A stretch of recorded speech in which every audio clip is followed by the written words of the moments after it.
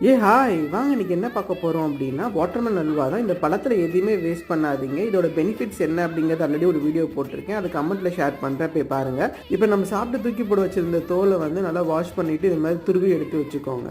அதுக்கப்புறம் தண்ணி நிறையா இருக்கும் அப்படிங்கிறனால ஒரு துணியில் போட்டு இது மாதிரி நல்லா நீங்கள் புழிஞ்சு எடுத்தீங்க அப்படின்னா அந்த வாட்டர்மெலனோட தோலில் இருக்க தண்ணியெல்லாம் வந்துடும் உங்களுக்கு.